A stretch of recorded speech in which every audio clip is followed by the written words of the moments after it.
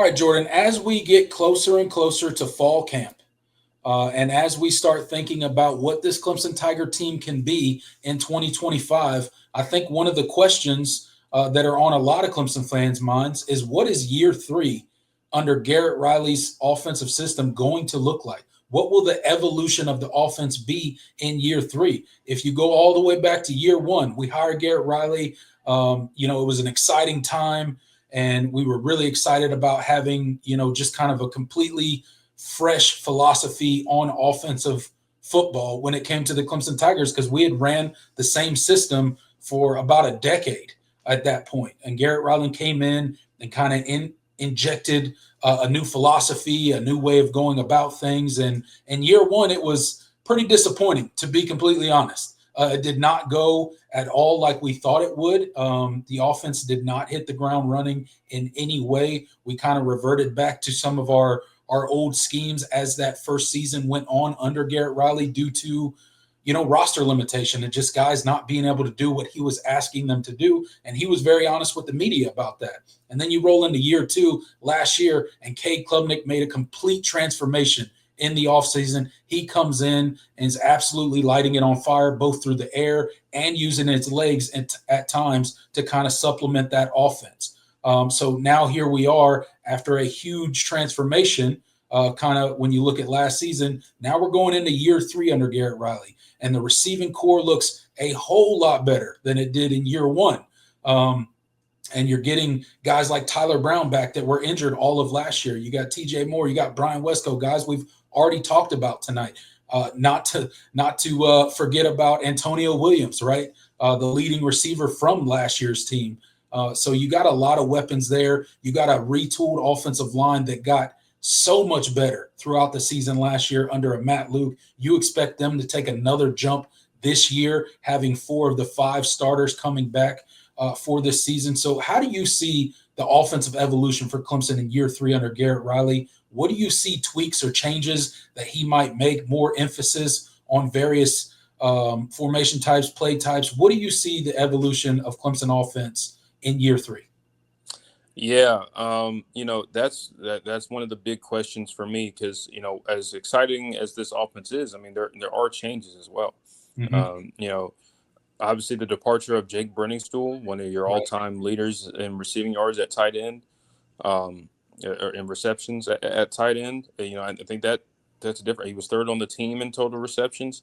So there's a lot that you have to keep in mind there. And obviously the departure of Phil Mafah at running back. Yep. So, there's some change there on offense. And so, that's going to kind of dictate, what plays you're going to run, the splits as far as run versus pass, formationally, what do you want to do? There's a lot, obviously with Jake Brenningstool being gone, like I mentioned, the heir apparent is Olsen Pat Henry, who I think is probably a very underrated receiver, but certainly made his playing time last year as being a phenomenal blocker. So, what does that mean for, will we see Clemson do more heavy sets? But and then when you think about the kind of the question we have at running back, what does that mean for this passing game? Are we going to see, with Adam Randall presumably being the running back 1, do you see, some 10 personnel or 11 personnel, but Adam Randall's out there split out wide because he's obviously a receiver that's playing running back, and there's some creative things you could probably do there. Obviously the return of the offensive line means what jump do they make in year 2 under Matt Luke? Are they going to be able to be more physical in the run game? I think that's probably the biggest thing. I think we needed to see more of from them last year. That it just obviously Phil Mafah being injured didn't help, but getting more push up front. I think they made strides last year, but I think they could be even better in year 2. So you consider all those things, and obviously what step does Cade Klubnik make? That's another question. So I mean, I could see a number of different ways that this offense looks. I think you're going to see more varied, some more variety formationally. Obviously, personnel groupings are going to be really key because I think you have a lot of guys that can do a lot of different things. So you could see some a couple of plays where they just go five wide with the talent they have at receiver. Are they going to? Then I could totally see some 12 personnel, some 21 personnel, and get creative in the run game. Obviously, I think the main thing will be the main thing. They'll still run a lot of gap scheme stuff, a lot of counter. And I think Cade's legs are certainly going to be a factor, continue to be a factor in the run game. But as far as tendencies and what plays they run, I think that's going to be different because you have it's just a different group of personnel, even though some of the same guys are back.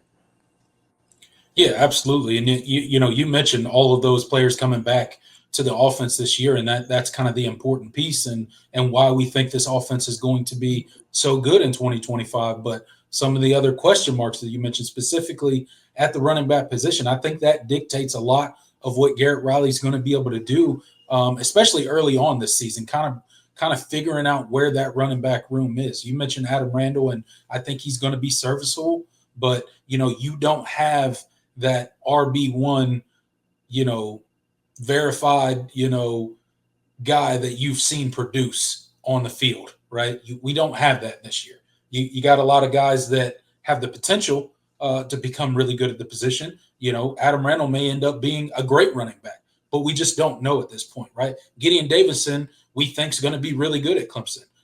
Easy E, we think is going to be a good running back at Clemson as well, but that is definitely going to dictate some of the things that Garrett Riley's going to do. And I think specifically early on in the season, that's going to be a big question mark for me, just kind of seeing how this running game is utilized and the different ways that they try to do that.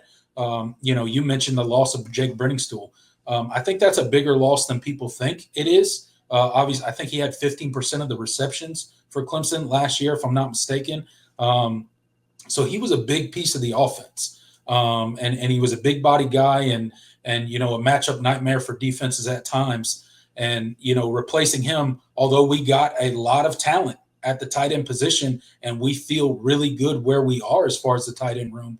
Again, it's still unproven production. It's still unproven players as far as producing for the Clemson offense on the field, much like running back. So I think those are the two big keys when you're looking at position groups and how it's going to dictate, tendencies and packages that you talked about, 10 personnel, 11 personnel, all those kind of things, and what Garrett Riley's going to be able to do. And I think some of those are going to have to be answered in that kind of first month of the season to see how those particular two rooms step up and what they're able to do as far as from a production standpoint on the offensive side of the ball. But when you got a guy like Cade Klubnik returning, you expect for him to, take another step in his progression. He's taking his wide receivers out to California and working with Jordan Palmer out there. And, they've done all the things in the offseason that you want to see from a fan standpoint to be like, they're building chemistry and this is going to be a really good team. But, as good as we think they are, there are some question marks on this offensive side of the football. But I think Garrett Riley's obviously up for the task, and it's going to be fun to watch the evolution of this offense, not only heading into the season, but how they evolve as the season goes on, as we mentioned, those two big question mark position groups, if you will. Yeah, absolutely. And that's going to be one of those things that I'm going to be watching, and because not only are you losing personnel and guys are taking on different roles, you have guys that are coming back, and you have some new faces. So we already talked about what Tyler Brown was in 2023 and what he could potentially bring as fully healthy in 2025 the addition of Tristan Smith, it also, muddies the waters a little bit. You still have Cole Turner, who I think is being undervalued by a lot of the fan base. I'm a Cole Turner guy. I'll just say it. I like Cole Turner. I think Yes. he gets a lot of flack. I think from some in the fan base. Don't know why. He's a phenomenal athlete. He's arguably the fastest player on offense. He made some big plays last year. I think the criticism of Dabo, kind of having some favoritism towards the older guys and Adam Randall and Cole Turner early in the year, especially in that Georgia game. Yes. I think that rubbed people the wrong way. But Cole Turner came up big in some big moments last year. I mean, that touchdown he had in against Stanford broke that game open. He had a big touchdown catch against Virginia Tech. That was Clemson's first score of the game, and kind of it tied the game and got them going. And they ended up pulling out that one. He had some big time gadget plays. He had a reverse for a touchdown. The Cole Turner offers a lot to this offense, and I think he's a guy that I don't think we've talked about enough this offseason. But you have to think, when he came into Clemson, he hadn't been playing football all that long, and he hadn't been playing receiver all that long, and so I think he's still. I think people forget he's still growing as a receiver too, and I thought he made some significant jumps over the course of the year. And I think he can offer some big plays in 2025 too. So I think this is it kind of goes to show kind of how complete this wide receiver room is. I mean, just with the diversity of body type and skill set that you have. So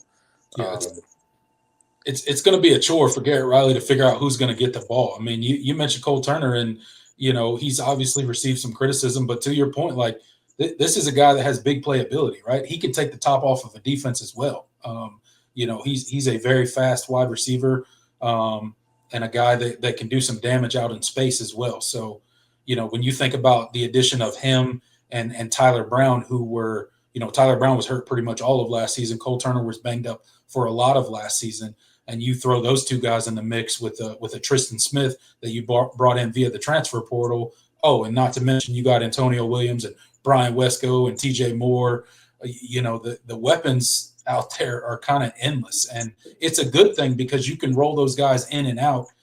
You can preserve, the stamina of some of those guys, and you can throw a bunch of different looks at defenses. And I think, although it's going to be a challenge probably to figure out the rotation maybe and who's getting the ball, and obviously there's only one football for each play.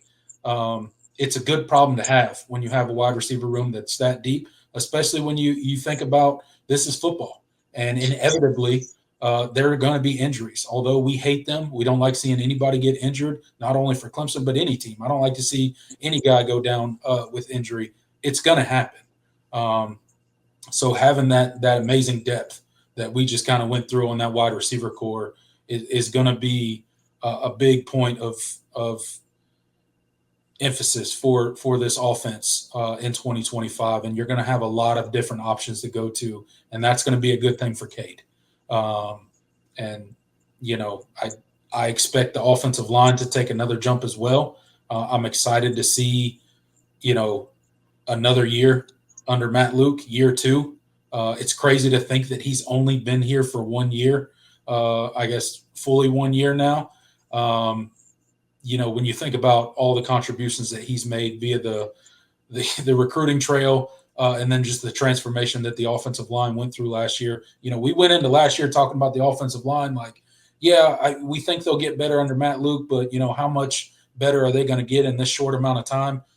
And that was answered in a resounding they got a whole lot better in year 1. And he's got 4 of his 5 starters back this year. So you would expect that Cade's going to, have some clean pockets that he can operate in. And when you think about the edge position and all those wide receivers and weapons, it's a good recipe for a very explosive offense in 2025.